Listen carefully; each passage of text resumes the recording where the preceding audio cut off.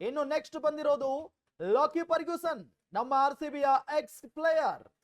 ಲಾಕಿ Ferguson ಏನಾದ್ರೂ ಮತ್ತೆ ನೋಡ್ತಾರಾ? ಕಳೆದ ಸೀಸನ್ ನಲ್ಲಿ ಅಷ್ಟೊಂದು ನಿರೀಕ್ಷಿತ ಬೌಲಿಂಗ್ ಇವರಿಂದ ಬರಲಿಲ್ಲ. RCBಗೆ ಬಹಳ ನಿರಾಸೆ ಮಾಡ್ಬಿಟ್ರು ಇವರು ಕಳೆದ ಸೀಸನ್ ನಲ್ಲಿ. ಹಾಗಾಗಿ ಈ ಬಾರಿ ಏನ್ RCB ಇವರನ್ನ ನೋಡ್ಲಿಕ್ಕಿಲ್ಲ. ಆದ್ರೆ ಬೇರೆ ಬೇರೆ ಫ್ರಾಂಚೈಸಿಗಳು ನೋಡುವಂತ ಸಾಧ್ಯತೆ ಇದೆ. ಯಾಕೆಂತ ಹೇಳಿದ್ರೆ ವೇಗದ ಬೌಲರ್ಗಳ ಕೊರತೆ ಇರೋದ್ರಿಂದ ಲಾಕಿ ಫರ್ಗ್ಯೂಸನ್ಗೆ ಅನುಭವ ಇದೆ, T20ಯಲ್ಲಿ ಮಿಂಚಬಲ್ಲಂತ ಸಾಮರ್ಥ್ಯ ಇದೆ. ಯಾಕೋ ಯೋಚನೆ ಮಾಡ್ತಾ ಇದ್ದಾರೆ, ಅನ್ಸೋಲ್ಡ್ ಆಗುವಂತ ಸಾಧ್ಯತೆ ಹೆಚ್ಚಾಗಿ ಕಂಡು ಬರ್ತಾ ಇದೆ.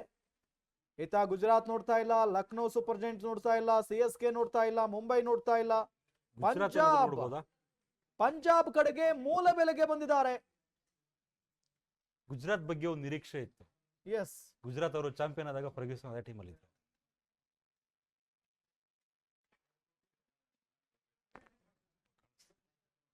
ಎಸ್, ಇವರು 2 ಕೋಟಿಗೆ ಸೋಲ್ಡ್ ಔಟ್ ಆಗಿದ್ದಾರೆ.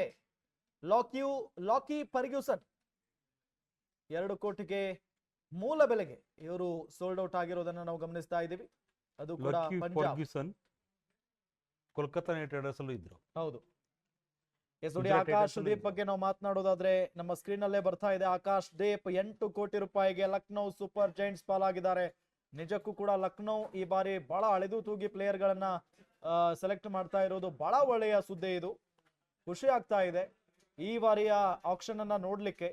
ಯಾಕೆ ಅಂತ ಹೇಳಿದ್ರೆ ಮೊದಲ ದಿನ ಕೂಡ ನಮ್ಮ RCB ಸುಮ್ನೆ ಹಣ ಖರ್ಚು ಮಾಡಕ್ ಹೋಗ್ಲಿಲ್ಲ ಸರ್. ಈ ಬಾರಿ ಓವರ್ಸೀಸ್ ಪ್ಲೇಯರ್ ಗಳ ಮೇಲೆ ಅಷ್ಟೊಂದು ಆಸಕ್ತಿನೇ ತೋರಿಸ್ತಾ ಇಲ್ಲ. ಇದು ಬಹಳ ಒಳ್ಳೆಯ ವಿಚಾರ ಇದು RCB ಪಾಲಿಗೆ.